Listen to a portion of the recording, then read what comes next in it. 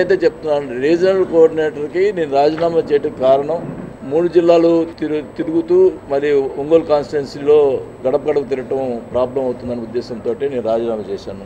అది వాడికి క్లియర్. అది చాలా రోజులు చెప్తా ఉన్నా ఎందుకు నా రీజనల్ కోఆర్డినేటర్ 3 జిల్లాలు తిరగటం మళ్ళీ ఈ గడప గడప తిరగలేకపోవటం ఇవన్నీ అవసరమా అని చెప్పి నేను అంటా ఉన్నా. దానివల్ల రాజీనామా చేశాను తప్ప కానీ నేను జిల్లాలో అన్ని కాన్స్టిట్యున్సీలో నాకు అందరికి వస్తారు, వచ్చిన వాళ్ళకి ఫోన్లు చేయటమో సహాయం చేశాను తప్ప ఎవరి దగ్గరన్నా ఆర్థికంగా కానీ ఏమన్నా చేసి ఉంటే దాఖలాలు ఉంటాయా? వాళ్ళకి సహాయం చేశాను తప్ప మొదటి నుంచి నమ్ముకున్న పార్టీ వాళ్ళకి సహాయం చేశాను తప్ప వేరే చేయలేదు. చాలా బాధేస్తుంది ఈ విషయంలో మట్టికి. నేను టికెట్ ఇప్పించిన వాళ్ళే నా మీద కంప్లైంట్ చేసే పరిస్థితి ఉందంటే నిజంగా అట్లా చెప్పిస్తున్నారు. పాపం వాళ్ళు కూడా తప్పేం లేదు, వాళ్ళు అట్లా చెప్పిస్తున్నారు. చెప్పించుకొని అని చేయండి, ఏమైనా చేయనియండి. నేను ఒకటే చెప్తున్నాను, నాకు రాజకీయం ఏ ఇబ్బందులు వచ్చినా కానీ నన్ను నమ్ముకొని నన్ను మట్టికి వాళ్ళ కోసం ఎంతవరకైనా పోరాడతాను కూడా తెలియజేస్తాను. ఇప్పుడు నా ఒంగోలు కాన్స్టిట్యున్సీలో ఎవరికి నా మీద ఎవరికి వ్యతిరేకం లేదు, గ్రూపులు లేవు, నెక్స్ట్ ఆల్టర్నేటివ్ లేదు, ఎప్పుడు కూడా నా మీద వ్యతిరేకంగా ఉంటుంది. జిల్లాలో మిగతా కాన్స్టిట్యున్సీలో జరుగుతున్న పరిణామాలు నేను చూడలేకపోతా ఉన్నా కొన్ని విషయాలు. అది నేను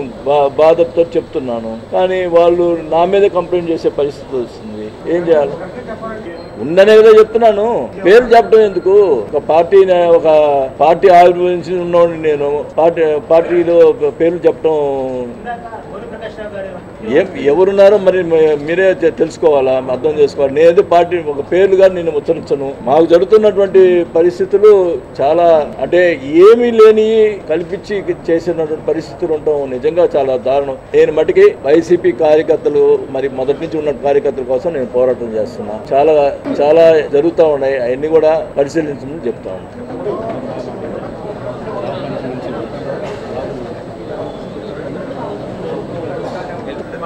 నేను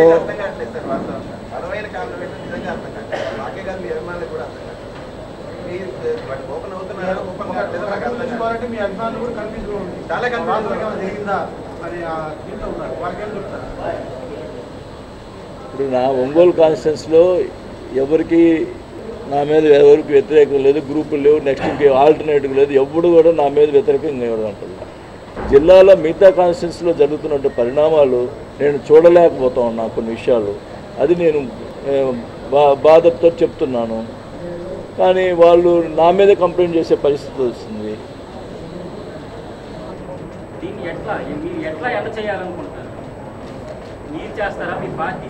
పార్టీయే అధిష్టానం వాళ్ళే ఎండ్ చేస్తారని నేను అనుకుంటాను.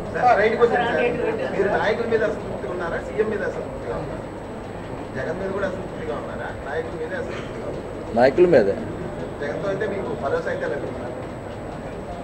ఇప్పుడు జరుగుతున్న ఊహాగానాలకు తెర జగన్తో పాటే కొనసాగుతున్నారా? బాకే గారు మీ అభిమానులు కూడా ఓపెన్ అవుతున్నారు. మీ అభిమానులు కూడా కనిపిస్తూ చాలా జరిగిందా అని దీంట్లో ఉన్నారు. వారికి ఏం చెప్తారు?